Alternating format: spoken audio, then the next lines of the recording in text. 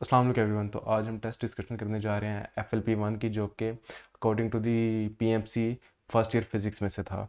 तो अगर अभी तक आपने क्विज़ अटैम्प्ट नहीं किया, go to description, attempt the quiz and do let me know about your score in the comment section.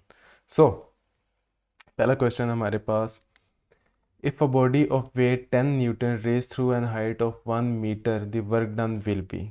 So work done हमारे पास क्या होता है, mgh होता है, ठीक है। लेकिन यहाँ पे उसने हमें वेट दिया है। वेट बेसिकली हमारे पास क्या होता है, mg। तो हम सिंपली 10 न्यूटन को इसकी जगह प्लग इन करेंगे और सिंपली मल्टीप्लाई कर देंगे 1 के साथ, तो हमारे पास आ जाएगा 10 जूल, जो कि हमारे पास डेल्टा में है। The speed of sound in vacuum at 10 degree centigrade is. So वो हमें कह रहा है कि 10 डिग्री सेंटीग्रेड पे वैक्यूम में स्पीड की साउंड क्या होगी। तो वैक्यूम में कोई मीडियम नहीं होता, और मीडियम ना हो तो साउंड ट्रैवल ही नहीं करता। तो इसका आंसर बनता है delta D. In which case more work is done. तो किस केस में हमारे पास वर्क डन ज़्यादा है। हमारे पास 3 केसेस दिए, हम बारी बारी तीनों को देख लेते हैं। पहला केस है to lift a body of 40 gram through 50 centimetre. तो यहाँ पे मैथ उठाया गया अप टू 50 सेंटीमीटर, तो mgh लगेगा। तो सिंपली हम m को मल्टीप्लाई कर देंगे g के साथ और उसे मल्टीप्लाई कर देंगे h के साथ। तो हमारे पास क्या आएगा इसका आंसर, 0.2 जॉल। अगले केस में हमारे पास है स्प्रिंग। स्प्रिंग की उसने हमें कांस्टेंट दिया हुआ है और उसने हमें कंप्रेशन बताई हुई कितनी है। तो स्प्रिंग के केस में जो पोटेंशियल एनर्जी स्टोर होती है वो होती है 1/2 kx²। ठीक हो गया। तो हम वैल्यूज़ प्लग इन करेंगे तो हमारे पास आ जाएगा 10 है, 10 5 हाफ हो गया, और उसको मल्टीप्लाई 4 मल्टीप्लाई 10⁻⁻⁴ कर देंगे। क्यों, बेसिकली हमारे पास 2 सेंटीमीटर का स्क्वायर है इन मीटर्स। तो जब हम इसको सॉल्व करेंगे तो हमारे पास आएगा 20 मल्टीप्लाई 10⁻⁻⁴, और ये इन टर्म्स ऑफ डेसिमल हो जाए 0.002 जॉल, तो जो कि उससे कम है। अभी तक अल्फ़ा सबसे ज़्यादा है। उसके बाद थर्ड केस देखते हैं, सी। तो सी में वो कह रहा है कि a body of 20 gram with move with a force of 2 newton for 3 centimetres. तो बेसिकली हम फोर्स को निकाल देंगे, सिंपली F इंटू एम करेंगे, तो हमारे पास आ जाएगा आंसर, हमारे पास आएगा 0.06 जॉल। तो यहाँ पे हमारे पास सबसे ज़्यादा वर्क है अल्फ़ा में, तो अल्फ़ा इसका करेक्ट आंसर है। The wavelength of sound produced by a source is 0.8 metre. तो ये हमें वेवलेंथ दे दिया है। If source move towards the stationary listener at 32 metre per second, यानी कि सोर्स मूव कर रहा है स्टेशनरी लिसनर की तरफ, what will be the apparent wavelength of the sound. तो हमें उसने स्पीड ऑफ साउंड बताया 320 मीटर पर सेकेंड है। अच्छा, अभी हमें अपेरेंट वेवलेंथ निकालनी है, तो उसके लिए हमें अपेरेंट फ्रीक्वेंसी पता होगी, तो ही हम उससे अपेरेंट वेवलेंथ निकाल पाएंगे। तो हम सबसे पहले अपेरेंट फ्रीक्वेंसी निकालेंगे। तो अपेरेंट फ्रीक्वेंसी हमारे पास क्या होती है, वो होती है v plus velocity of observer divide by v plus velocity of source multiply by original frequency. अब एक चीज़ का ध्यान रखना है, जब ऑब्जर्वर मूव कर रहा है टुवर्ड्स तो ये पॉजिटिव होगा, और अगर वे मूव कर रहा है तो ये नेगेटिव होगा। लेकिन अगर सोर्स मूव कर रहा है ऑब्जर्वर की तरफ, तो अगर तो वो उसकी तरफ मूव कर रहा है तो ये नेगेटिव होगा, और अगर उससे अवे मूव कर रहा है तो ये पॉजिटिव होगा, यानी कि ये उल्ट होगा वेलोसिटी ऑफ ऑब्जर्वर से। ठीक हो गया, इस चीज़ का ध्यान रखना है। तो हम वैल्यूज़ प्लग इन करेंगे। वेलोसिटी की वैल्यू प्लग इन की, वी ओ हमारे पास 0 है, वेलोसिटी 32। अब इसके साथ साइन क्या आएगा, सोर्स मूव कर रहा है टुवर्ड्स स्टेशनरी ऑब्जर्वर, तो टुवर्ड्स मूव कर रहे हैं यानी कि हमारे पास ये आएगा नेगेटिव। ठीक हो गया। तो हम इसको सॉल्व करेंगे तो हमारे पास आएगा 320 डिवाइड बाई 288 f। अच्छा, अब ये भी ये 32 टेंस आ रहा है, और ये 32 10 - 1 यानी कि 32 नाइन्स आ रहा है। तो ये दोनों 32 पे डिवाइड होते हैं, तो हमारे पास आ जाएगा ये 10/9 f। अच्छा, f क्या था, हमारे पास अपेरेंट फ्रीक्वेंसी के लिए हमें f पता होना चाहिए। तो f हमारे पास क्या है, f हमारे पास तो वेलोसिटी ओवर वेवलेंथ।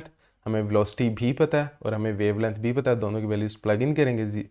तो हमारे पास जो है फ्रीक्वेंसी, ओरिजिनल फ्रीक्वेंसी, वो आ जाएगी हमारे पास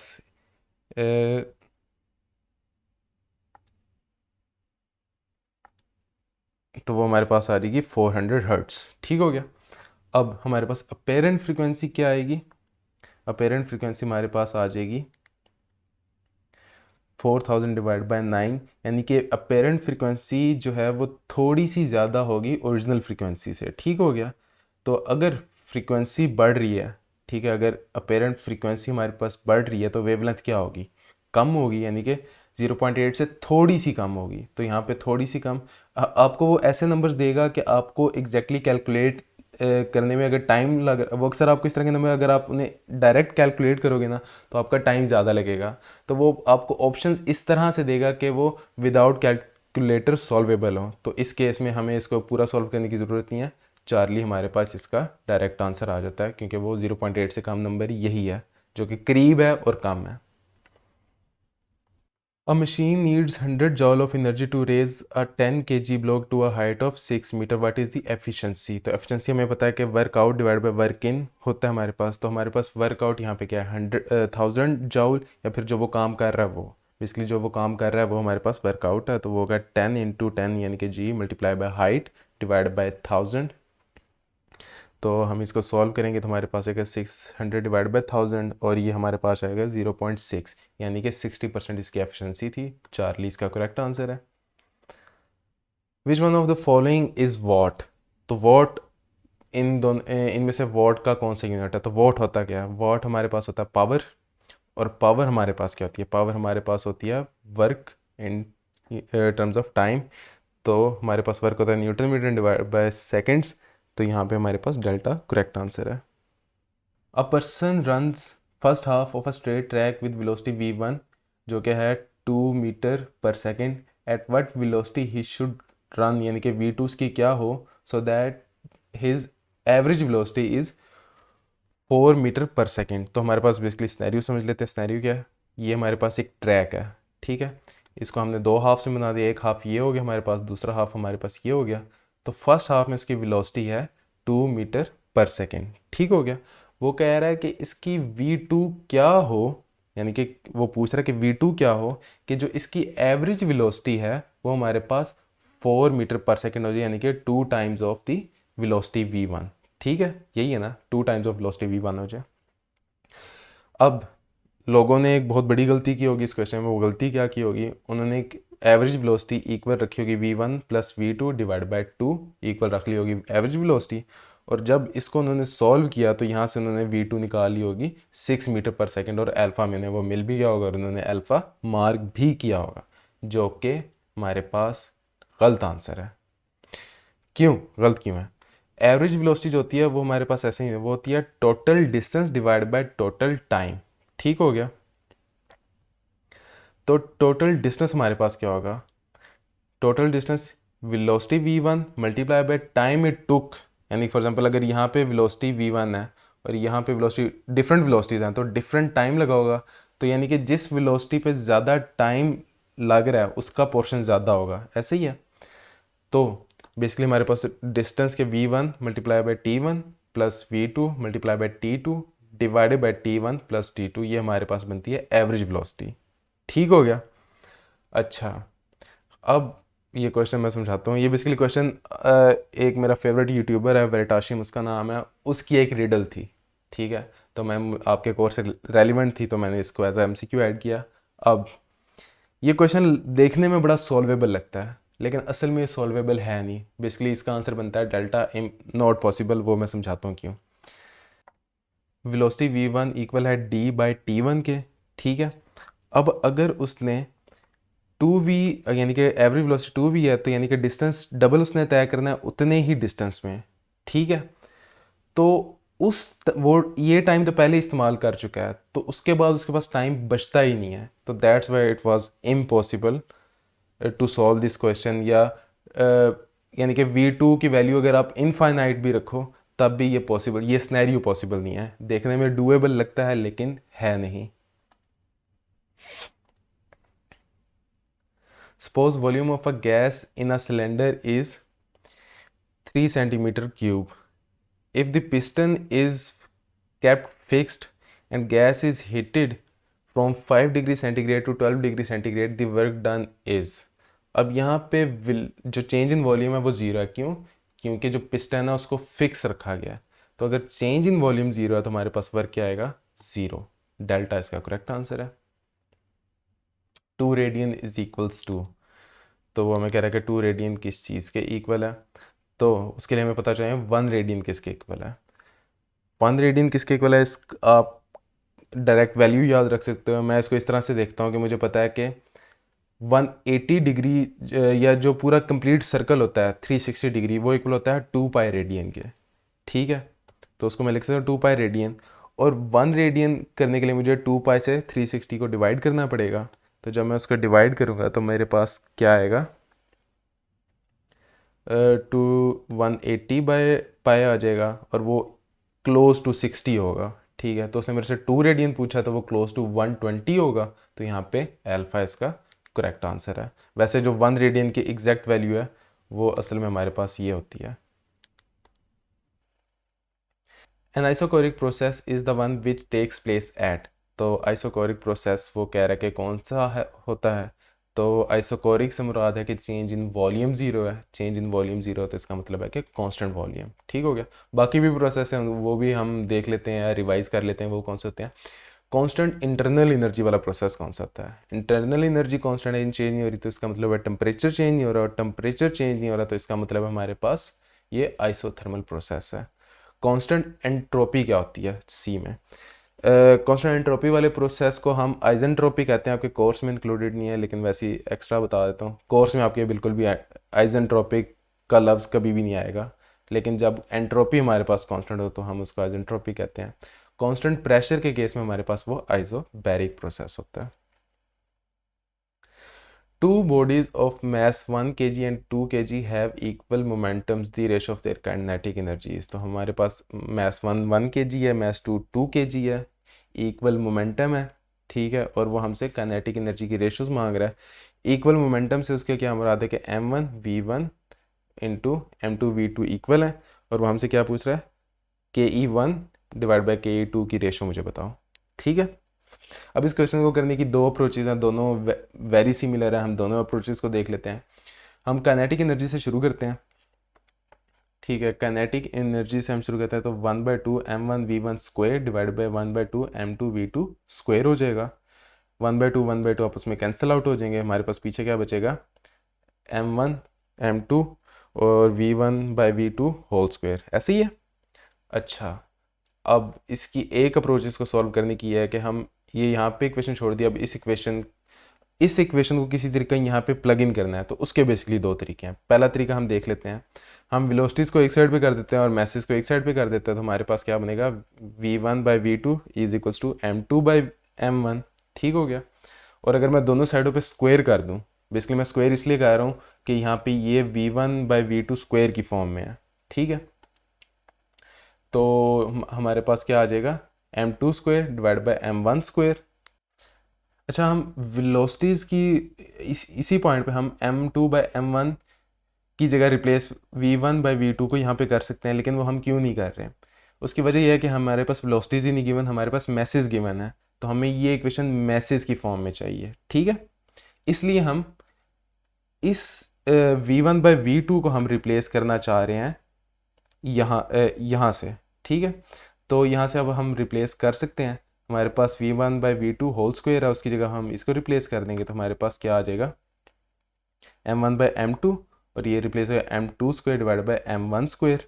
ठीक है, और हमारे पास ये m1 कैंसिल आउट हो जाएगा इस स्क्वायर से, और ये m2 कैंसिल आउट हो जाएगा इस स्क्वायर से। तो हमारे पास पीछे क्या बच जाएगा, m2/m1। ठीक है, सिंपली हम m2 की वैल्यू 2 और m1 की वैल्यू 1 पुट करेंगे तो हमारे पास 2/1 आ जाएगा, जो क्या है हमारे पास बीटा में। तो बीटा इसका आंसर है। अब एक और दूसरी अप्रोच क्या हो सकती थी हमारे पास, हम इसी इक्वेशन को लें और यहाँ पे हम ये हमारे पास m1v1 square divide by m2v2 square हो गया। अब हम इस पूरे को, इस चीज़ को स्क्वायर बना दें। ठीक है, इस चीज़ को स्क्वायर बनाने के लिए हमें क्या करना पड़ेगा, m1 से ऊपर मल्टीप्लाई और नीचे डिवाइड करना पड़ेगा, और इसी तरह इसको स्क्वायर में m1 m2 से मल्टीप्लाई डिवाइड करना पड़ेगा। तो हम m1 m2 से मल्टीप्लाई डिवाइड कर देंगे। इसको सॉल्व करेंगे तो हमारे पास क्या आ जाएगा, m1 v1 स्क्वायर और नीचे M1 M2 V2 whole square आ जाएगा। अब हम इसी मोमेंटम्स की इक्वेशन को पकड़ेंगे और हम इसको रीअरेंज करके हम सारी वैल्यूज़ को एक साइड पे ले आएंगे और एक साइड पे हमारे पास M1 बच जाएगा। तो M1 V1 divide by M2 V2 is equals to 1 हो जाएगा। इस पूरे का हम स्क्वायर ले लें अगर, तो 1 का स्क्वायर लें तो उससे कुछ फ़र्क नहीं पड़ता, तो हमारे पास ये एक एक्सप्रेशन बन जाएगी। अब इस एक्सप्रेशन को मैं इसके साथ रिप्लेस कर सकता हूँ। तो जब भी मैं किसी नंबर को 1 के साथ मल्टीप्लाई करूँ तो उस पर कोई फ़र्क पड़ेगा? नहीं पड़ेगा। तो ये मेरे पास क्या बन जाएगा? M2 बाई M1, सेम जो कि यहाँ पे बना था। The indicated diagram represent the maximum and minimum amount of work done are. तो वो कह रहा है कि हमारे पास 4 डायग्राम्स हैं, इनमें से मैक्सिमम वर्क और मिनिमम वर्क किस में है। तो बेसिकली वर्क जो होता है वो एरिया अंडर द कर्व होता है पीवी डायग्राम का। अब सबसे कम एरिया किसका है हम वो निकालेंगे। तो सबसे कम जो है इन सब में जो है delta area under the curve, वो हमारे पास यहाँ पे 0 है। तो मिनिमम हमें मिल गया। अब हम मैक्सिमम ढूंढेंगे। मैक्सिमम के लिए ये तो वैसे ही बाहर हो गया, ठीक है, क्योंकि इसका एरिया इसके एरिया और इसके एरिया से तो कम है। इसके केस में हमारे पास ये एरिया है और बी के केस में हमारे पास इस लाइन से लेकर नीचे तक का सारा एरिया है, ठीक है। तो अब इन दोनों में से ज़्यादा एरिया जो हमारे पास बी में है, तो हमें मैक्सिमम भी मिल गया और मिनिमम भी मिल गया, जो कि हमारे पास है डेल्टा में। तो डेल्टा इसका करेक्ट आंसर है। In which process the PV indicator diagram is straight line parallel to the volume axis. तो हम पीवी डायग्राम ड्रॉ कर लेते हैं। ये हमारे पास पीवी डायग्राम आ गई। अब हमने parallel to the volume axis जाना है। तो parallel to the volume axis हमारे पास क्या आएगी? ये वाली लाइन आएगी। तो ये वाली लाइन कौन सा प्रोसेस है जिसमें प्रेशर चेंज नहीं हो रहा? प्रेशर हमारे पास आइसोबैरिक प्रोसेस में चेंज नहीं होता। तो अल्फा इसका करेक्ट आंसर है। If power of 1 kilowatt is maintained for 1 second, then the work done is. So power है हमारे पास 1 किलोवाट मेंटेन की गई 1 सेकंड के लिए, तो वर्क बताया जाए तो पावर इक्वल होती है हमारे पास वर्क डिवाइड बाय टाइम के। तो इसको रीअरेंज करेंगे अगर हम वर्क के लिए, तो पावर मल्टीप्लाई बाय टाइम हो जाएगा। तो हम सिंपली पावर को टाइम से मल्टीप्लाई कर देंगे तो हमारे पास आ जाएगा 1000 मल्टीप्लाई बाय 1। तो हमारे पास क्या आ जाएगा? हमारे पास रहेगा 1000 जॉल। 1000 जॉल यहाँ पे ऑप्शन में कहाँ पे मौजूद है? चार्ली में। The speed of sound having the frequency 256 hertz compare to the speed of sound having frequency 512 hertz is. तो वो कह रहा है कि फ्रीक्वेंसी को डबल किया तो हमारे पास वेलोसिटी क्या होगी साउंड की। तो अगर हम बहुत से लोग इसको करेंगे कि ये रिलेशन है, फ्रीक्वेंसी अगर बढ़ी तो वेलोसिटी भी बढ़ेगी, यानी कि इसका आंसर होगा बीटा, जो कि गलत है। क्यों? बेसिकली हमारे पास स्पीड ऑफ साउंड आप हमेशा फिक्स होती है, ठीक है, फिक्स नहीं होती, वो चेंज होती है, लेकिन वो फ्रीक्वेंसी के चेंज होने से चेंज होती है। यानी कि अगर एक मीडियम है वो 20 हर्ट्ज़ की साउंड वेव छोड़ रहा है और एक 20 किलो हर्ट्ज़ की साउंड वेव छोड़ रहा है, तो दोनों की स्पीड सेम होगी, वेवलेंथ पे फ़र्क आता है। यानी कि फ्रीक्वेंसी को चेंज करने से वेवलेंथ चेंज होती है, वेलोसिटी नहीं चेंज होती। वेलोसिटी चेंज होती है हमारे पास, जो डिपेंड करती होती है, वो डिपेंड करती होती है टेम्परेचर पे, ना कि फ्रीक्वेंसी पे। तो यहाँ पे इसका करेक्ट आंसर बनता था डेल्टा।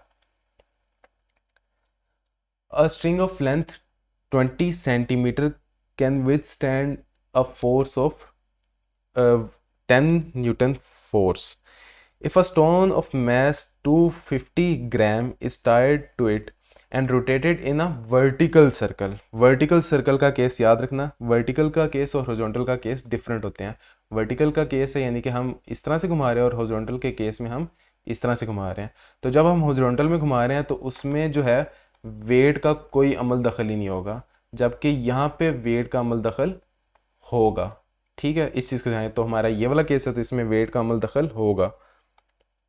तो खैर हम इसको सॉल्व कर लेते हैं। तो वो कह रहा है कि उसकी मैक्सिमम एंगुलर वेलोसिटी बताओ, यानी कि 10 न्यूटन से फोर्स एक्सीड करेगी तो स्ट्रिंग टूट जाएगी। तो वो कौन सी मैक्सिमम एंगुलर स्पीड है जिस पे वो घूम सकता है, और यानी कि वो इस 10 न्यूटन की फोर्स को एक्सीड भी ना करे टेंशन। हम देख लेते हैं। ये हमारे पास फॉर एग्जांपल लूप है हमारी, ये हमारे पास मैक्सिमम यहाँ पे होगी टेंशन, मिनिमम यहाँ पे होगी। उसकी क्या वजह? बेसिकली जो हमारे पास सेंट्रीफ्यूगल फोर्स होती है यहाँ पे सेंट्रीफ्यूगल फोर्स भी डाउनवर्ड है, वेट भी डाउनवर्ड है, तो इसको काउंटर करने के लिए जो हमारे पास टेंशन है वो इस डायरेक्शन में लग रही है, ठीक है। तो वो इन दोनों फोर्सेस को काउंटर कर रही है, जबकि यहाँ पे जब बॉडी होगी तो इसकी सेंट्रीफ्यूगल फोर्स आउटवर्ड्स लगेगी और इसका वेट इनवर्ड्स लगेगा, तो टेंशन यहाँ पे काम होगी। तो हमने इस पॉइंट पे उसकी सेंट्रीफ्यूगल फोर्स निकालनी है, ठीक है। सेंट्रीफ्यूगल फोर्स और सेंट्रीपिटल फोर्स जो होती हैं वो सेम इन मैग्नीट्यूड होते हैं बट ऑपोजिट डायरेक्शन होती है, ये चीज़ याद रखना। दोनों अलग अलग चीज़ें नहीं है, मैग्नीट्यूड की टर्म्स में दोनों सेम होंगी। तो खैर यहाँ पे हम अगर इक्वेशन बैलेंस वेक्टर बैलेंस करें तो हमारे पास क्या होगा सिनेरियो, टेंशन हमारे पास इक्वल होगी वेट प्लस सेंट्रीफ्यूगल फोर्स के। तो हम रीअरेंज कर लेंगे, वेट उधर चला जाएगा जो कि माइनस हो जाएगा। वेट हमारे पास क्या है 250 ग्राम है, तो वो न्यूटन्स में हमारे पास 2.5 न्यूटन हो जाएगा, तो 10 माइनस 2.5 न्यूटन। तो हमारे पास सेंट्रीफ्यूगल फोर्स जो मैक्सिमम हो सकती है वो 7.5 आ जाएगी। अब हमारे पास सेंट्रीफ्यूगल फोर्स आ गई, हमने निकालनी है एंगुलर मैक्सिमम यानी कि एंगुलर वेलोसिटी निकालनी है। तो एंगुलर वेलोसिटी क्या होती है, M R omega square equal होता है हमारे पास सेंट्रीफ्यूगल फोर्स के। तो इसको हम रीअरेंज कर लेंगे ओमेगा के लिए, तो हमारे पास centrifugal force divide by M R हो जाएगा, वैल्यूज़ प्लग इन करेंगे तो 7.5 डिवाइड बाय 0.25 मल्टीप्लाई बाय 1। तो जब हम इसको सॉल्व करेंगे तो हमारे पास आ जाएगा 300। तो 300 का हम स्क्वायर रूट लेंगे क्योंकि ये ओमेगा स्क्वायर था। तो अब इसका एग्जैक्ट स्क्वायर लेने के बजाय हमें आइडिया होना चाहिए कि 300 का स्क्वायर किस नंबर के आसपास होगा। तो 300 का स्क्वायर 20 भी नहीं होगा, वो तो 400 होना चाहिए था। और उसके अलावा 17 जो है वो करीब 3 नंबर बनता है और अप्रोक्सीमेटली 17 ही होता है। तो इसका करेक्ट आंसर बनता है हमारे पास बीटा। अब moving body needs not to have, तो यहाँ पे कीवर्ड यूज़ हो रहा है नॉट, कि नहीं होनी चाहिए वो चीज़ उसमें, या लाजिम नहीं है, यानी कि लाजिम नहीं है कि वो चीज़ हो। तो वेलोसिटी होना लाजिम है, हाँ लाजिम है। काइनेटिक एनर्जी होना लाजिम है मूविंग बॉडी के लिए, हाँ लाजिम है। मोमेंटम होना लाजिम है, हाँ लाजिम है अगर वो मूव कर रही है। पोटेंशियल एनर्जी होना लाजिम नहीं है, तो इसका आंसर बनता है charlie. In an adiabatic process PV raise to power K is equals to constant, ठीक है। यही हमारे पास एडियाबैटिक होता है जो कि साउंड के साउंड के चैप्टर में भी हमने पढ़ा, इसको थर्मोडायनेमिक्स में भी पढ़ा हमने। तो खैर the value of K is, तो वैल्यू ऑफ K हमारे पास क्या होती है, बेसिकली हमारे पास वैल्यू ऑफ K जो होती है वो यहाँ पे K लिखा है, वैसे वो इसको गैमा लिखता है। तो गैमा हमारे पास होता है CP डिवाइड बाय CV। तो अल्फ़ा तो वैसे ही इनकरेक्ट है क्योंकि वो इसका उल्ट लिखा हुआ है, तो अल्फ़ा हमारे पास इनकरेक्ट है कि हमारे पास CP/CV होना चाहिए था। अच्छा, जो बाकी ऑप्शन बच गए वो सारी CV की फॉर्म में है, तो हम क्या करेंगे CP को भी CV की फॉर्म में ले जाएंगे। वो हम कैसे लेके जाएंगे, वो हम R+CV लिख सकते हैं। इसको क्यों लिख सकते हैं, क्योंकि हमें पता है कि CP minus CV equals to R होता है। ये R गैस कांस्टेंट वाला R है। अच्छा, ये आ गया। अब हम इसको सॉल्व अगर करें तो हमारे पास K आ जाता है R/CV+1 जो कि हमारे पास डेल्टा में मौजूद है। तो डेल्टा इसका करेक्ट आंसर हुआ। Heat added at constant volume of a gas is use to, तो हीट ऐड की गई है at constant volume. Constant volume से क्या मुराद है कि उसका वॉल्यूम चेंज नहीं हो रहा, तो डेल V 0 है। डेल V 0 है तो इसका मतलब है कि वर्क ज़ीरो होगा, ठीक हो गया। तो जितनी भी हीट ऐड की जा रही है वो उसकी इंटरनल एनर्जी बढ़ा रही है जो कि बीटा में हमारे पास मौजूद है। अल्फ़ा तो वैसे ही इनकरेक्ट हो गया। अब इसका जल्दी से बीटा आंसर नहीं है। सी में देखो टू इंक्रीज द टेम्परेचर, तो अगर इंटरनल एनर्जी बढ़ रही है तो हमारे पास टेम्परेचर भी बढ़ रहा है, तो इसका करेक्ट आंसर बनता है हमारे पास बी भी करेक्ट है, सी भी करेक्ट है। तो डेल्टा में बोथ बी एंड सी हैं, तो हमारे पास करेक्ट आंसर यहाँ पे डेल्टा बनता है। A particle goes point A to point be in 1 second, तो वो पॉइंट ए से पॉइंट बी पे 1 सेकेंड पे गया। It is moving in a semi circle of radius 1 metre. The magnitude of its average velocity is, तो वो हमसे average velocity पूछ रहा है। स्नैरियो के ये हमारे पास सेमी सर्कल है, सेमी सर्कल में वो point A to point B जा रहा है, रेडियस इसका 1 है, point A to point B जा रहा है। तो हमारे पास टोटल डिस्प्लेसमेंट कितनी आएगी 2 मीटर। तो वो हमसे एवरेज वेलोसिटी ही पूछ रहा है जो कि total displacement divide by time होती है, तो टाइम 1 सेकेंड है, तो हमारे पास 2 मीटर पर सेकेंड आ जाएगा। बीटा इसका करेक्ट आंसर है। In a circular motion, if the angular velocity and angular acceleration become parallel, then the motion becomes, तो वो हमें कह रहा है कि एंगुलर वेलोसिटी और एंगुलर एक्सेलरेशन पैरेलल हो जाएं तो मोशन क्या होगा। तो फॉर एग्जांपल ये हमारे पास एक सर्कुलर ट्रैक है, ठीक है, जिस पे बॉडी मूव कर रही है, ये सेंटर पॉइंट है, ये वो ऑब्जेक्ट है जो कि मूव कर रहा है वेलोसिटी v1 के साथ। अब हमें, मेरा नहीं ख्याल कि आपकी बुक में इस चीज़ को डिस्कस किया गया, यानी एंगुलर वेलोसिटी और एंगुलर एक्सेलरेशन की डायरेक्शन क्या होती है, उनका बेसिकली वेक्टर क्वांटिटीज़ है ना, तो उनकी डायरेक्शन क्या होती है। बेसिकली उनकी डायरेक्शन होती है हमारे पास perpendicular to the plane. Perpendicular to the plane क्या है कि ये हमारे, हम टॉप से देख रहे हैं सर्कुलर मोशन को, अगर हम इसे हॉरिजॉन्टल कर दें तो बेसिकली हमारे पास जो एंगुलर वेलोसिटी और एंगुलर एक्सेलरेशन होगी वो परपेंडिकुलर टू द प्लेन होगी, कुछ इस तरह से होंगी। तो खैर दोनों एक दूसरे के पैरेलल है, तो यानी कि दोनों एक दूसरे को, यानी कि एंगुलर एक्सेलरेशन एंगुलर वेलोसिटी को बढ़ा रही है तो मोशन तेज होता जाएगा, तो इसका करेक्ट आंसर बनता है बीटा।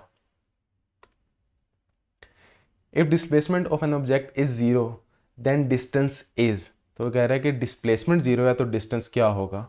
मस्ट बी जीरो, क्या मस्ट बी जीरो होना लाजिम है? नहीं। क्यों, मैं वो समझाता हूँ। ये हमारे पास एक सर्कुलर ट्रैक है और ये यहाँ से स्टार्ट हुआ और यहीं पे आके वापस एंड हुआ, तो इसने डिस्टेंस तो तय किया है लेकिन इसकी डिस्प्लेसमेंट जीरो है, तो must be zero, could be zero, लेकिन मस्ट बी ज़ीरो होना पॉसिबल नहीं है। कैन नॉट बी ज़ीरो, तो क्या ऐसा पॉसिबल है कि हमें कि वो ज़ीरो हो ही नहीं सकती? ठीक है, तो ज़ीरो भी हो सकती है अगर एक बॉडी मूव ही ना करे, यानी कि वो जहाँ पे मौजूद है वहीं पे रहे तो वो ज़ीरो होगी। तो इसका करेक्ट आंसर बनता है चार्ली। मे और मे नॉट बी ज़ीरो हम कुछ कह नहीं सकते, ज़ीरो भी हो सकती है और नॉन ज़ीरो भी हो सकती है। If time of flight of a projectile at 30 degree is 10 second, then at what angle it will be 20 seconds. तो वो कह रहा है कि 30 डिग्री पे और 10 सेकेंड्स का उसका टाइम ऑफ फ्लाइट है, तो बताओ कि 20 सेकेंड्स टाइम ऑफ फ्लाइट किस एंगल पे होगा। तो हमें ये यहाँ पे ये समझ लेना चाहिए कि इस सिनेरियो में जो उसकी इनिशियल वेलोसिटी है वो दोनों केसेस में सेम होगी। ठीक है, तो सबसे पहले हम देख लेते हैं कि हमारे पास टाइम का फार्मूला क्या है। टाइम का फार्मूला हमारे पास 2vi sine theta divide by g. अब यहाँ पे दोनों केसेस में इनिशियल वेलोसिटी उसकी सेम है, तो हम सबसे पहले उसकी इनिशियल वेलोसिटी निकालेंगे कि आया कि इनिशियल वेलोसिटी क्या है। तो इनिशियल वेलोसिटी के लिए हम इसी फार्मूला में सारी वैल्यूज़ प्लग इन करेंगे। टी की वैल्यू हमें, हमारे पास 10 है, थीटा हमारे पास 30 है, जी हमारे पास 10 हम लेंगे। तो ये सारी वैल्यूज़ हमने प्लग इन की, तो साइन 30 पे हमारे पास 1/2 होता है। रीअरेंज किया हमने v1 के लिए और सॉल्व किया तो हमारे पास आ जाएगी vi 100 मीटर पर सेकेंड, या 100 यूनिट्स उसके हम कुछ भी रख लेंगे। ठीक है, अब हम दोबारा उसी टी के फार्मूले में टाइम पीरियड कर देंगे डबल और वेलोसिटी की वैल्यू ये रखेंगे, जी की वैल्यू हमें पता है, तो हमारे पास पीछे अननोन रह जाएगा साइन ऑफ थीटा। ठीक है, अब इस सारे सिनेरियो में जब हम इस इक्वेशन को सॉल्व करेंगे तो हमारे पास एंड पे बच जाएगा साइन थीटा इक्वल हो जाएगा 1 के, और साइन थीटा किस एंगल पे 1 होता है, वो हमारे पास 90 डिग्री पे 1 होता है, तो इसका करेक्ट आंसर बनता था charlie. A system does 600 joule of work at the same time it has an internal energy of 320 joule, how much heat has been supplied. तो हमारे पास फार्मूला क्या होता है क्यू का, क्यू इक्वल होता है हमारे पास change in internal energy plus work. ठीक है, तो हमारे पास वर्क बाय द सिस्टम है या ऑन द सिस्टम है, basically work by work done by the system है। ठीक है, तो हमारे पास पॉजिटिव होगा, तो हम 600 और 320 को ऐड अप करेंगे तो हमारे पास आ जाएगा 920 जॉल, तो इसका करेक्ट आंसर बनता है Charlie. If the diameter of a circular track is 50 meter and a person completes around in 20 seconds, then his average speed is, तो हमारे पास उसने रेडियस दिया हुआ है 50 मीटर, टाइम उसने बताया 20 सेकंड और एवरेज वेलोसिटी, एवरेज स्पीड हमसे पूछ रहा है। तो स्पीड हमारे पास क्या होती है, total distance divide by total time. ठीक है, तो टोटल डिस्टेंस हमारे पास क्या होगा इस केस में, अच्छा उसने हमें डायमीटर दिया हुआ है, इस चीज़ का ध्यान, वो रेडियस और डायमीटर आपको जो सर्कुलर मोशन के चैप्टर में बार बार इन दोनों चीज़ों से आप रेडियस यूज़ करने की ज़्यादा आदी हो तो वो अक्सर आपको डायमीटर बार बार दे सकते, तो यहाँ पे भी इसने डायमीटर दिया। तो खैर हमने सरकमफेरेंस निकालना है, तो सरकमफेरेंस क्या होता है 2πr या पाई डी। तो हमारे केस में डायमीटर है तो पाई डी होगा डिवाइड बाय 20 सेकेंड्स, तो हमारे पास स्पीड आ जाएगी। तो हम वैल्यूज़ प्लग इन करेंगे, पाई मल्टीप्लाई बाय 50 डिवाइड बाय 20, तो हमारे पास 0 0 से कट गया, 5/2 पाई आ जाएगा। तो हम 5/2 को 2.5 यानी कि हाफ लिख सकते हैं, मल्टीप्लाई बाय 3.14। तो बेसिकली ये हमारे पास 6 से ज़्यादा होगा लेकिन 6 के करीब करीब होगा। तो वंस अगेन वो आपको ऐसी वैल्यूज़ देगा जो, क्योंकि आपके पास कैलकुलेटर नहीं होगा, लेकिन वो आपको ऑप्शन इस तरह से देगा कि आप अगर डायरेक्ट सॉल्व करके डायरेक्ट आंसर को अप्रोच करोगे तो टाइम लगेगा, लेकिन अगर आप यहाँ से देखो कि इसका आंसर क्या बनता है तो आपको बीटा बहुत आसानी से पता चल जाएगा कि इसका आंसर था। A body falls freely under the gravity. Its velocity is v when it has lost potential energy of u. The mass of the body is. तो वो कह रहा है कि उसका loss in potential energy u है, तो उसका मैस बताओ अगर उसकी वेलोसिटी v है। तो हमें पता है कि loss in potential energy equal होता है गेन इन काइनेटिक एनर्जी के। तो काइनेटिक एनर्जी हमारे पास कहती है 1/2 mv², तो ये इक्वल होगा हमारे पास u के। ठीक है, तो ये हमारे पास u के इक्वल होगा। हम इस इक्वेशन को रीअरेंज अगर करें मैथ्स के लिए तो हमारे पास बन जाएगी m इक्वल हो जाएगा 2u डिवाइड बाई v², तो वो हमारे पास यहाँ पे अल्फ़ा में मौजूद है। At what temperature the speed of sound in air will be 1.5 times the its value at 27 degree centigrade in air. तो वो हमें कह रहे हैं कि स्पीड जो है वो एट 25 डिग्री सेंटीग्रेड पे एक स्पीड है साउंड की, वो उससे 1.5 टाइम्स किस टेम्परेचर पे हो जाएगी। तो हमें एक रिलेशन पता है कि स्पीड जो है वो टेम्परेचर का किस तरह से वेरी करती है। वो फार्मूला हमारे पास v1 divide by v2 equal होता है हमारे पास square root of t1 divide by t2 के। अब इसमें हमारे पास वैल्यूज़ वेलोसिटी की वैल्यू तो नहीं गिवन, लेकिन हमें एक टेम्परेचर दिया हुआ है और दोनों वेलोसिटीज़ के दरम्यान में एक रिलेशन दिया हुआ है। तो हम इस इक्वेशन को हम इस तरह से लिख सकते हैं, v1 divide by 1.5 v1 equals हमारे पास t1 हमारे पास पता है कैलवन में 300 कैलवन हो जाएगा डिवाइड बाई t2।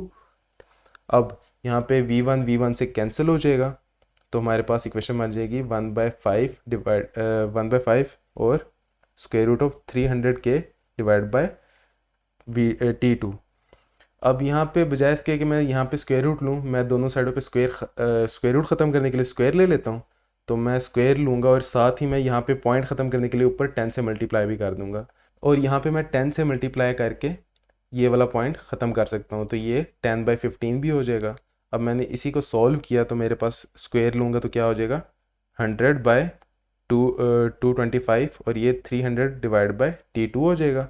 इसको रीअरेंज करके मैं t2 यहाँ से निकाल सकता हूँ। सबसे पहले तो ये दोनों ज़ीरो से कैंसिल आउट हो जाएंगे, और उसके बाद में जब t2 को सॉल्व करूँ तो मेरे पास आ जाएगा 300 मल्टीप्लाई बाय 225, और ये मेरे पास आ जाता है 675 कैलवन। और 675 कैलवन को मैं डिग्री सेंटीग्रेड में करने के लिए मुझे 273 माइनस करना पड़ेगा उसमें से, तो ये यहाँ पे तकरीबन 400 के करीब बनेगा, जो कि मेरे पास चार्ली में मौजूद है। बाकी देखो सारे 400 से बहुत बहुत दूर हैं, तो आप डायरेक्टली ये देख के भी अंदाज़ा लगा सकते हो। A point on a rim of a wheel of 400 centimeter diameter has a velocity of 1600, ये मीटर पर सेकेंड है, बेसिकली सेंटीमीटर पर सेकेंड था यहाँ पे। The angular velocity of the wheel is, so हमारे पास डायमीटर उसने दिया हुआ 400 सेंटीमीटर और उसने वेलोसिटी हमें दी है 1600 सेंटीमीटर पर सेकेंड, और हमसे वो एंगुलर वेलोसिटी मांग रहा है। अच्छा, लीनियर और एंगुलर रिलेशंस को याद रखने का एक जेनेरिक सा एक फार्मूला याद कर लो। जो लीनियर रिलेशन होता है वो इक्वल होता है हमारे पास एंगुलर प्लस रेडियस के। तो फॉर एग्जांपल लेंथ के केस में लीनियर डिस्टेंस इक्वल होता है थीटा मल्टीप्लाई बाय आर। इसी तरह हमारे पास वेलोसिटी इक्वल होती है ओमेगा मल्टीप्लाई बाय आर, हमारे पास एक्सेलरेशन होती है angular acceleration multiply by R. तो यार हमारा केस वेलोसिटी वाला है, ये वाला केस हमारा, तो हम एंगुलर वेलोसिटी के लिए इसको रीअरेंज करेंगे तो वो हमारा ओमेगा इक्वल हो जाएगी v बाई आर। तो v की वैल्यू भी हम प्लग इन करेंगे 1600, और रेडियस हम ऐड करेंगे ना कि डायमीटर। उसने हमें अगेन डायमीटर से कंफ्यूज किया। तो 200 इसका रेडियस है, तो ये प्लग इन किया, सॉल्व किया, तो हमारे पास आ जाएगा 8 रेडियन पर सेकेंड।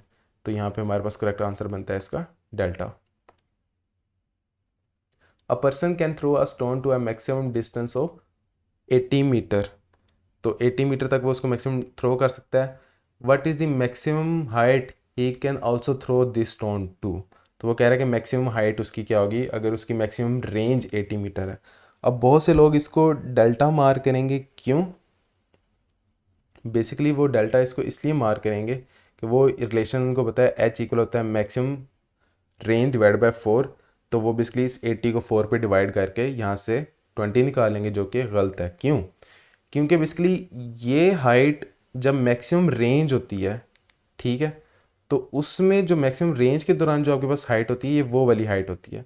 जबकि वो इस केस में कह रहा है कि उसकी मैक्सिमम रेंज ये है, तो उसका एंगल भी चेंज हो सकता है, वो किसी और एंगल पे फेंक के भी मैक्सिमम हाइट अचीव कर सकता है। तो हमने वो हाइट बतानी है बेसिकली यहाँ पे।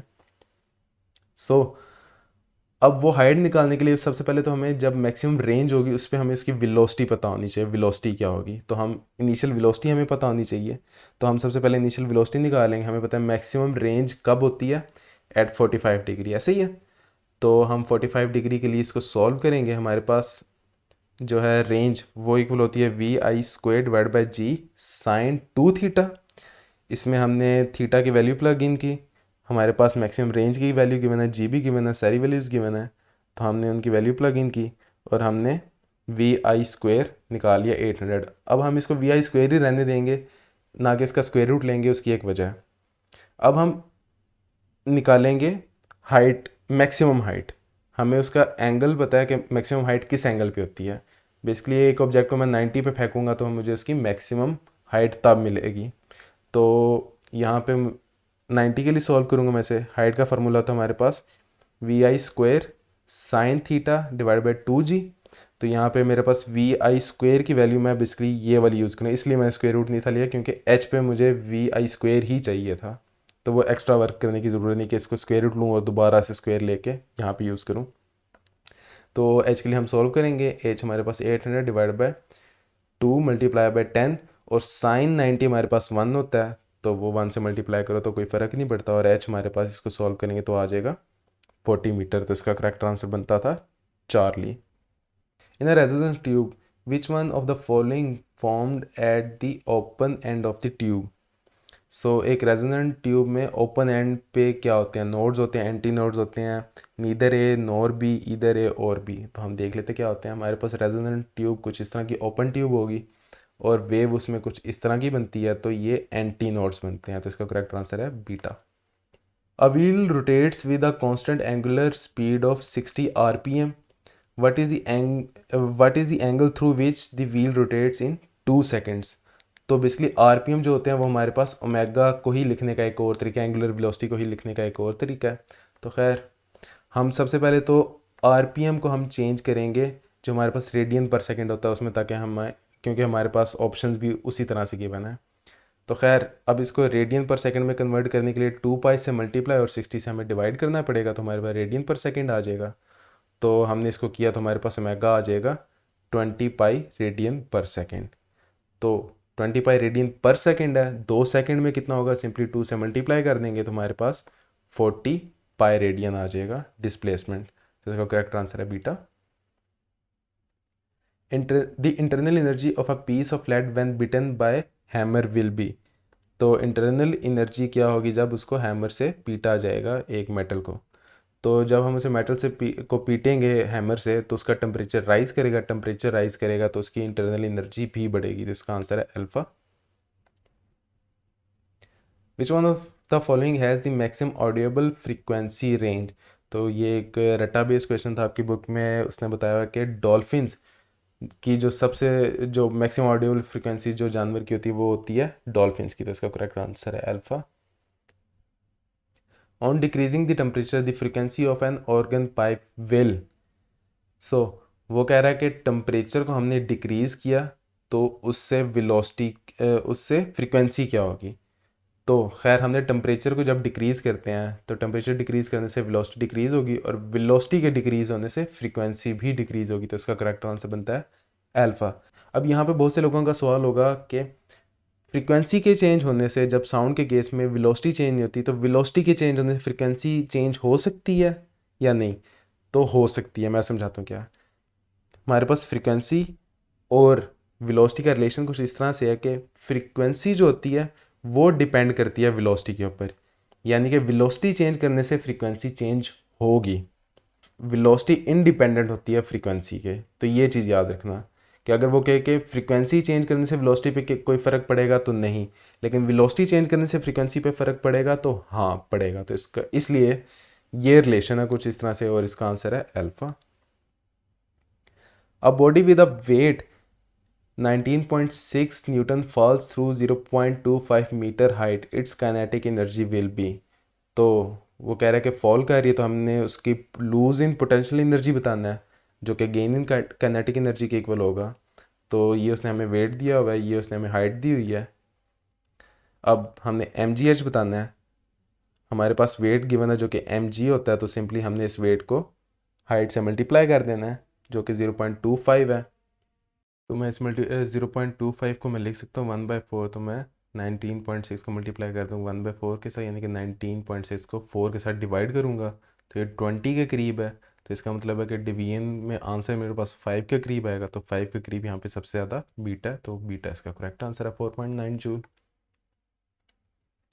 A tube closed eight one and containing air producing fundamental note of frequency 256 Hz.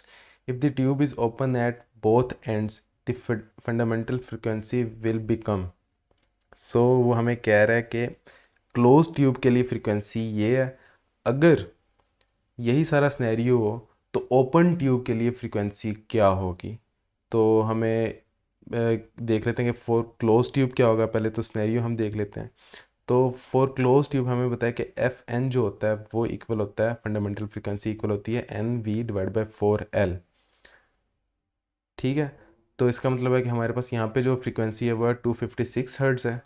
ऐसे ही है। अब हम ओपन के लिए देख लेते हैं कि ओपन के लिए हमारे पास क्या स्नैरियो है।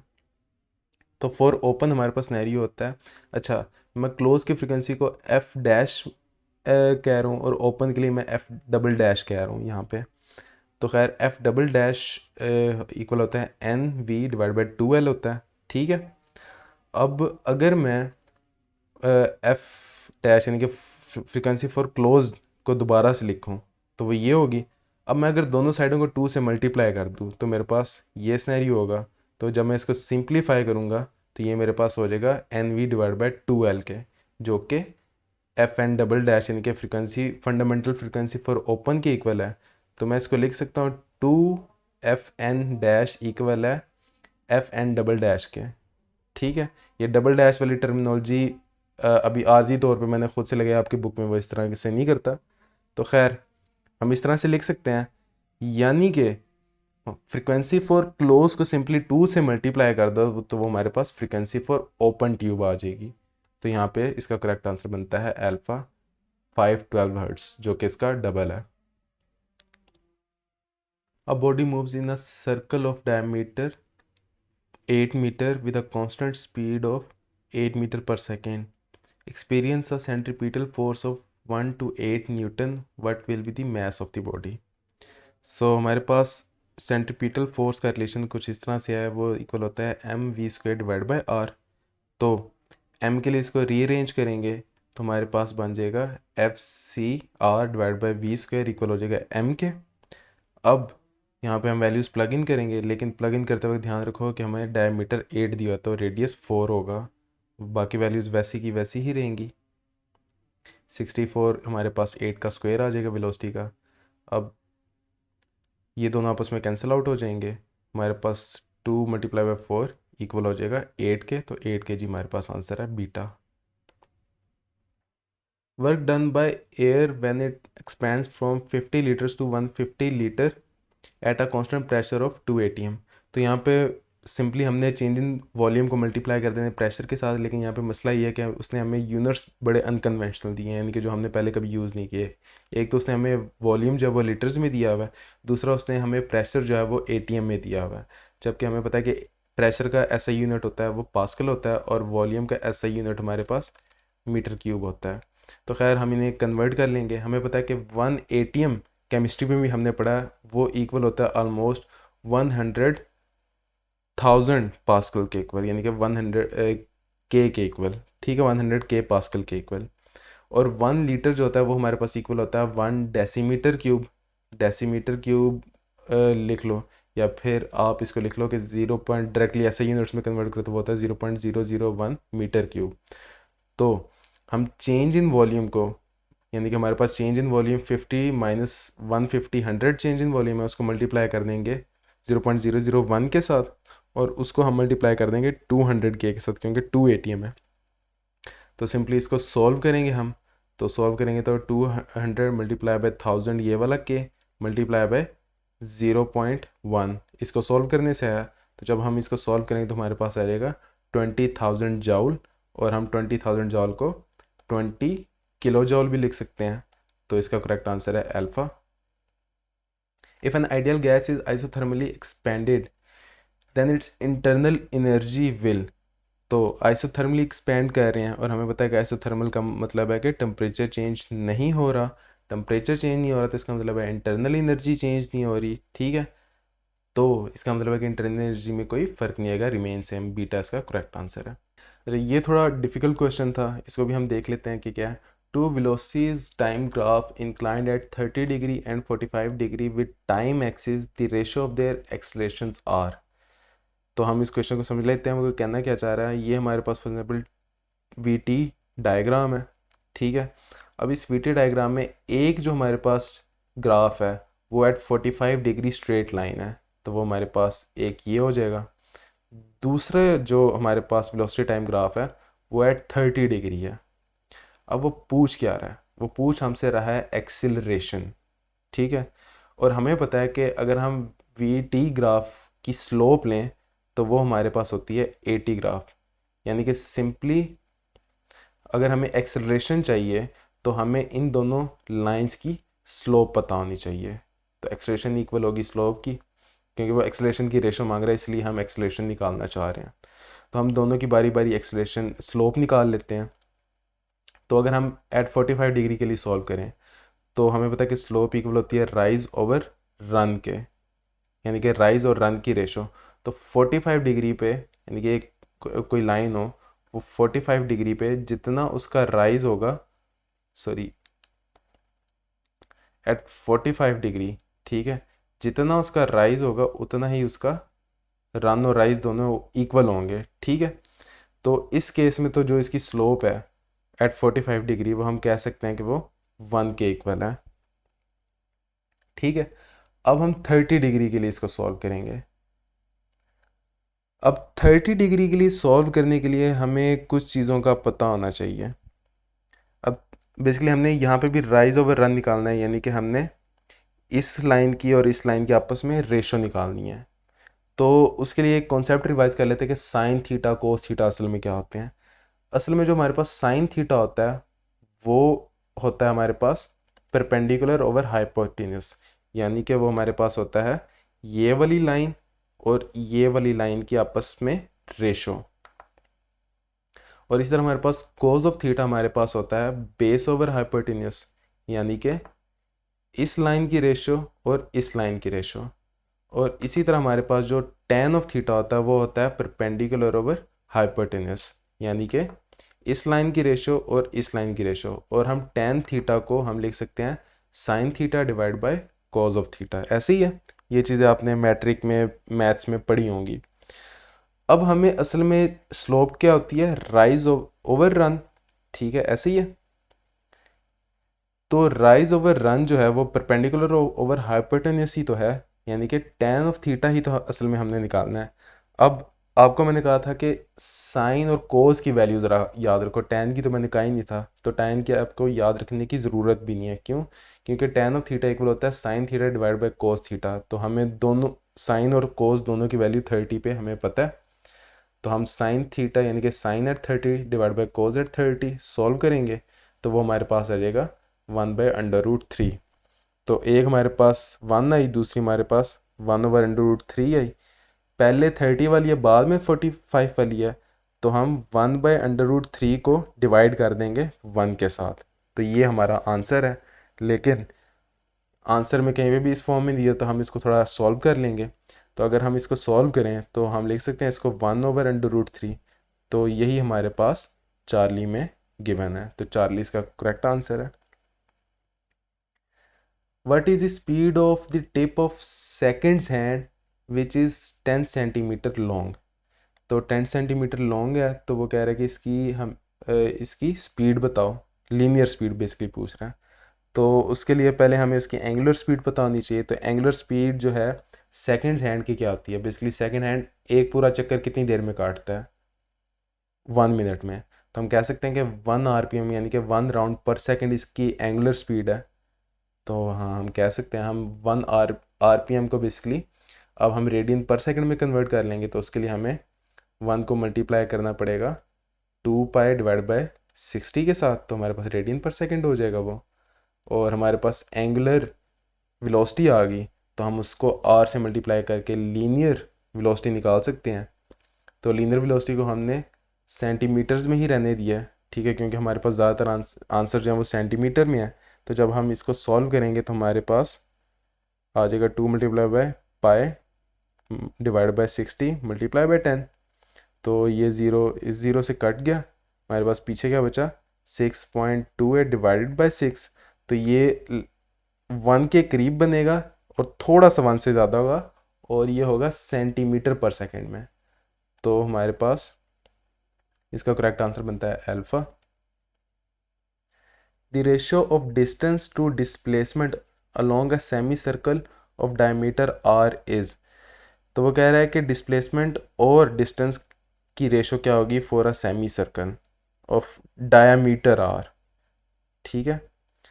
ये हमारे पास सेमी सर्कल है, जो ये अपर कर्व है ये हमारे पास डिस्टेंस है, और जो ये स्ट्रेट लाइन है ये हमारे पास डिस्प्लेसमेंट है।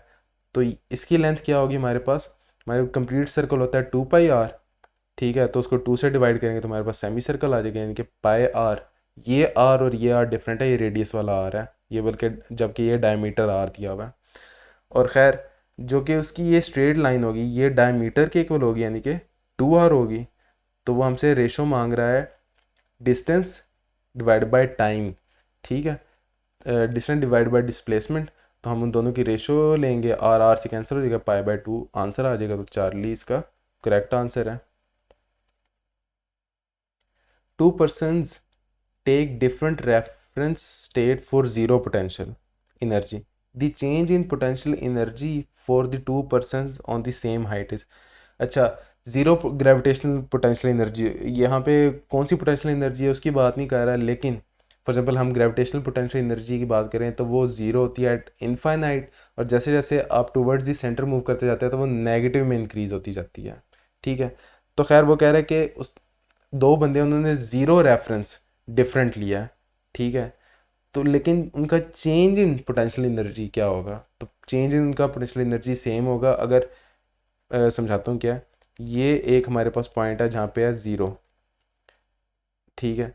अब एक बंदा कहता है कि यहाँ से लेके यहाँ तक, जो एक बंदे के लिए ज़ीरो यहाँ पे है, जबकि दूसरा कहता है कि नहीं, मेरे लिए जो ज़ीरो है वो यहाँ पे है, और वो भी इसकी सेम हाइट पे ही है, ठीक है। तो वो कहता है कि मेरे लिए ज़ीरो ही है। अब ये दोनों सेम हाइट पे हैं, अगर इन दोनों की हाइट चेंज हो जाए तो इन दोनों के लिए जो चेंज होगा वो सेम ही होगा, ठीक है। तो वो चेंज की बात कर रहा है, तो चेंज दोनों के लिए सेम होगा, तो इसका करेक्ट आंसर बनता है हमारे पास alpha. A force of 10 Newton acts on a body whose weight is 19.6 Newton. What is the acceleration of the body? तो उसने हमें वेट दिया हुआ है और उसने हमें फोर्स दी हुई है। तो खैर हम वेट से उसका मैस निकाल लेंगे, तो W = mg होता है, तो मैस हमारे पास यहाँ पे 2 kg आ जाएगा। फोर्स हमें पता है, तो फोर्स से डिवाइड करेंगे तो हमारे पास एक्सलेशन आ जाएगी, जो कि हमारे पास approximately 5 metre per second square आ जाएगी। तो आंसर है इसका beta. If R is equals to R maximum divide by two then the angle is, तो वो कह रहा है कि जो रेंज है वो मैक्सिमम रेंज की हाफ हो, तो बताओ एंगल क्या होगा प्रोजेक्टाइल का। अब इस क्वेश्चन को करने के दो तरीके हैं, दो अलग अलग अप्रोचेज जो कि ऑलमोस्ट सिमिलर है, हम दोनों को लेके देख लेते हैं। रेंज हमारे पास क्या होती है, we I square divided by g sine two theta, ऐसे ही है। अब रेंज की वैल्यू अगर मैं वेलोसिटी को, इनिशियल वेलोसिटी को कांस्टेंट रखूं, तो साइन ऑफ थीटा है जो रेंज की वैल्यू को डिसाइड कर रहा है, ऐसे ही है। तो अगर इसकी वैल्यू वन हो, बेसिकली ये -1 से 1 होती है, ऐसे ही है। तो अगर तो ये 1 हो तो आर मेरे पास मैक्सिमम होगा, ऐसे ही है। तो आर मैक्सिमम होगा मेरे पास जब ये वैल्यू 1 होगी। और ये मेरे पास, अगर इसी को मैं हाफ कर दूं तो आर मेरे पास हाफ हो जाएगा, ठीक है। तो यही तो वो हमसे पूछ रहा है कि किस एंगल पे साइन टू थीटा हाफ होगा। तो हम बेसिकली साइन टू थीटा को 1/2 के इक्वल रखेंगे। और हमें पता है कि साइन थीटा जो है वो 30 पे 1/2 होता है, यानी कि इस पूरे की वैल्यू 30 हो तो वो 1/2 होता है। तो हम लिख सकते हैं 30 डिग्री इक्वल है 2 पाई के 2 थीटा के, और यहाँ से हम थीटा के लिए सॉल्व करेंगे, थीटा हमारे पास 15 डिग्री आ जाएगा। एक तो तरीका ये था सॉल्व करने का, एक और तरीका भी हो सकता है।